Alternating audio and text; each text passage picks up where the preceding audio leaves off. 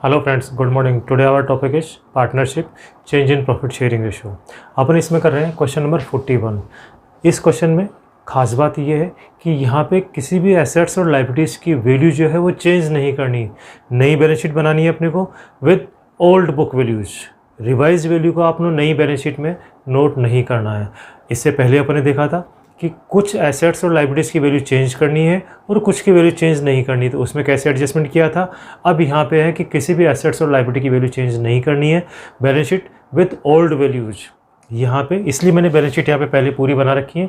उस केस में सिर्फ कैपिटल अकाउंट के बैलेंस ही चेंज होते हैं। इसलिए इस वीडियो को आप ध्यान से देखें, अंत तक देखें और हमारे इस चैनल को लाइक करें, सब्सक्राइब करें, अपने फ्रेंड्स के साथ में शेयर करें। यस,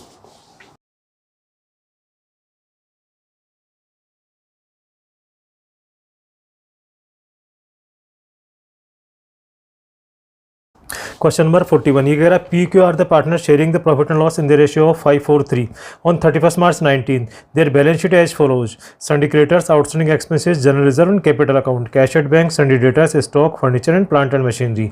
ये इसने सब दे दिया। अब आगे कह रहा है अपने को It was decided that with effect from 1st April 19, the profit sharing ratio will be 4:3:2. For this purpose, the following revolutions are made: furniture to be taken at 80% of book value, stock be appreciated by 20%, plant and machinery be valued at 4 lakh, create provision for doubtful debts 10,000 on debtors, outstanding expenses be increased by 3,000.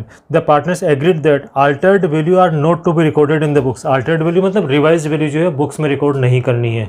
इसका मतलब जो balance sheet बनेगी वो पुरानी old value से ही बनेगी आपके पास में। And they do not want to distribute the general reserve, और जनरल रिजर्व को भी डिस्ट्रीब्यूट नहीं करना है। ठीक है, तो जनरल रिजर्व को डिस्ट्रीब्यूट नहीं करना। जनरल रिजर्व यूँ की नेक्स्ट बैलेंस शीट में जाएगा और एसेट्स और लाइबिलिटीज़ की भी पुरानी वैल्यू ही बैलेंस शीट में जाएगी। अब इसमें अपने को जो एडजस्टमेंट करना पड़ेगा, अपने को रिवोल्यूशन अकाउंट तो बनाना पड़ेगा, क्योंकि उसके बगैर अपने को प्रॉफिट या लॉस का पता नहीं चलेगा। प्रॉफिट और loss on revolution of assets and reassessment of liabilities. तो अब रिवोल्यूशन अकाउंट जो बनेगा वो वर्किंग नोट का पार्ट बनेगा। हालांकि मैंने पहले बनाया क्योंकि सबसे पहले रिवोल्यूशन अकाउंट ही बनाना पड़ता है अपने को। तो यहाँ पे जो रिवोल्यूशन अकाउंट बनेगा वो वर्किंग नोट का पार्ट बनेगा।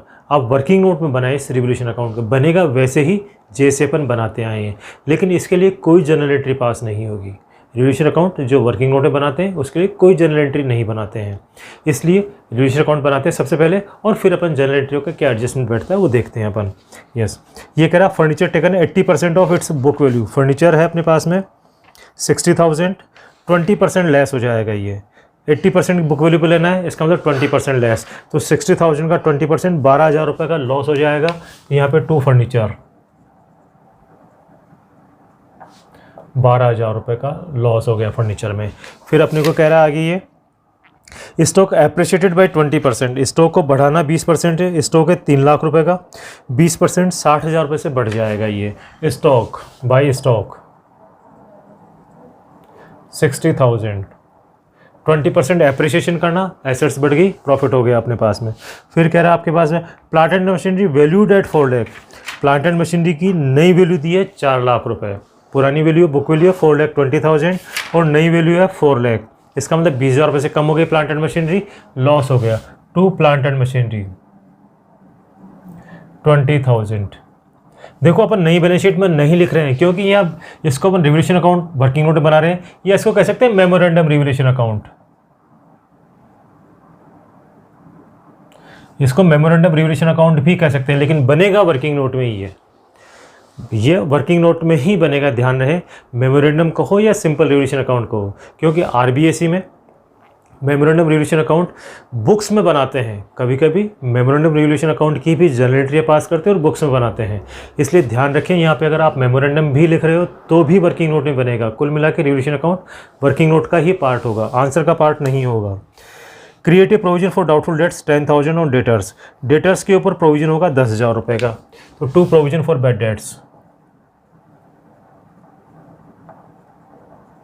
10,000, 10,000 रुपये का प्रोविजन हो गया। कभी कभी क्या कहते हैं वर्किंग नोट में जो बनाते हैं रिवोल्यूशन अकाउंट, उसके लिए टू और बाई नहीं लिखते हैं, तो इससे कोई फ़र्क नहीं पड़ता। वर्किंग नोट में जो बना रहे हैं उसमें अपनी आदत में शामिल रहे, अपनी हैबिट में रहे ये, इसलिए अपन टू और बाई मेंशन कर रहे हैं। नहीं मेंशन करते हो तो भी कोई बात नहीं है। यस, 10,000 रुपये का create the provision for doubtful debts 10,000। फिर कह रहा है outstanding expenses be increased by 3,000। Outstanding expenses जो है वो 3,000 रुपये से बढ़ाने हैं, तो 3,000 से लाइबिलिटी बढ़ानी है, लॉस हो गया। टू आउटस्टैंडिंग एक्सपेंसेज 3,000, ये हो गया। अब आगे कुछ नहीं है, अब अपन इसका प्रॉफिट या लॉस कैलकुलेट कर लेते हैं। ये आ गया आपके पास में 4 3 इधर का ज़्यादा है, 60,000 एंड 60,000। 2 3 2 5 और 5 10, 1 1 2 2 4 1 5 1 6 15,000 रुपये का टू प्रॉफिट। प्रॉफिट लिख सकते हो, पार्टनर्स कैपिटल अकाउंट लिख सकते हो, वर्किंग नोट, इसलिए इतना कोई ज़्यादा हार्ड एंड फास्ट रूल्स नहीं होते हैं यहाँ पे। 3 2 5 5 10, 1 1 2 3 2 5 1 6 15,000 रुपये, 15,000 रुपये का प्रॉफिट हो गया। अब चूंकि आपको इन एसेट्स और लाइबिलिटीज़ की वैल्यू चेंज नहीं करनी है, इसलिए सेक्रीफाइस और गेनिंग में काम होगा इनका।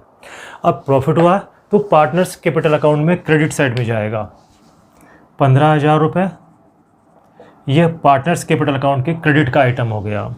और दूसरा अपने पास में कह रहा है जनरल रिजर्व 75,000, ये 75,000 जनरल रिजर्व, ये भी पार्टनर्स कैपिटल अकाउंट में क्रेडिट जाएगा। तो कुल मिला के क्रेडिट का आइटम कितने हो गए, 90,000 पार्टनर्स कैपिटल अकाउंट में क्रेडिट हो गए। जो क्रेडिट वाला आइटम होता है सिंपल अपन करते हैं, गेनिंग वाले को डेबिट और सेक्रीफाइस वाले को क्रेडिट, तो इंटू 1/36।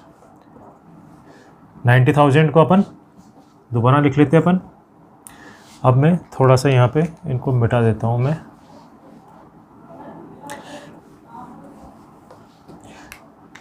ये तो P का है, Q और R, यस PQR यही था ना नाम इनके, PQR यस। तो P का क्या रहेगा आपके पास में 90,000 इंटू 1/36, 36 2 72 18 95 5 9 4 36 4 10,000 10,000 का हो गया आपके पास में 2,500 2,500।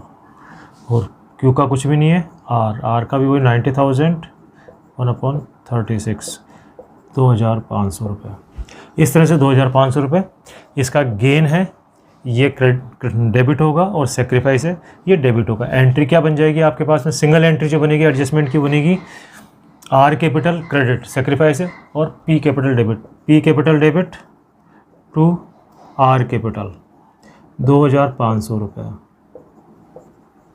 ये हो जाएगा आपके पास में P capital debit to R capital. अब ये कैपिटल अकाउंट में इसका एडजस्टमेंट कर देंगे। P कैपिटल डेबिट किया है तो डेबिट साइड में टू R कैपिटल, P के कॉलम में 2,500 रुपये, और इसके हो जाएंगे बाई R के कैपिटल में बाई P कैपिटल, और R के कॉलम में चले जाएंगे 2,500 रुपये। और अब कैपिटल अकाउंट के बैलेंस ले लेंगे अपन इस तरह से 4 लाख रुपये, 3 लाख रुपये, 2,02,500, 202,500, 3 lakh and 4 lakh to balance CD। इसके आएंगे 397,500, 3 लाख, और इसके आएंगे 202,500। देखो एक का बैलेंस कम हो गया, एक का बैलेंस बढ़ गया सेम अमाउंट से, तो ओवरऑल कैपिटल वो ही रहेगी आपके पास में। तो 3,97,500, 3 लाख और 202,500। अब इनका टोटल लगा लेंगे अपन, टोटल वही आएगा 5 5 10 1 5 1 4 5 11 7 18 18 18 2 20 2 5 2 7 9 14 14 9 23 23 का 3 2 3 2 5 5 10 10,30,000। इस तरह से जब अपन एसेट्स और लाइबिलिटीज़ की वैल्यू चेंज नहीं करते, किसी भी एसेट्स और लाइबिलिटी की वैल्यू चेंज नहीं करते, इंक्लूडिंग रिजर्व अनडिस्ट्रीब्यूटेड प्रॉफिट, तो बैलेंस शीट का टोटल वो का वही आता है। पार्टनर्स की सिर्फ कैपिटल में एडजस्टमेंट होता है, पार्टनर की किसी की कैपिटल कम हो जाती है, किसी की कैपिटल ज़्यादा हो जाती है। ये अपन ने देखा कि यहाँ पे किसी भी एसेट्स और लाइबिलिटीज़ का वैल्यू चेंज नहीं किया अपन ने, इंक्लूडिंग जनरल रिजर्व। तो इसमें जो ध्यान रखने की बात थी, ये तो था रिवोल्यूशन का था, और ये था जनरल रिजर्व। इन दोनों का देखा अपने, दोनों का क्रेडिट वाला बैलेंस है, तो 90,000 को अपने सेक्रीफाइस और गेनिंग गुडविल की जैसे एडजस्टमेंट किया इसमें। तो इस तरह से अपने इसमें क्वेश्चन में एक इंपॉर्टेंट पॉइंट था कि new balance sheet with old values, इस तरह से अपने तैयार की। आशा करता हूँ आपको ये क्वेश्चन समझ में आ गया होगा। आप हमारे इस वीडियो को लाइक करें, हमारे चैनल को सब्सक्राइब करें और अपने फ्रेंड्स के साथ में शेयर करें ताकि उनको भी इसका बेनिफिट मिल सके। Thank you.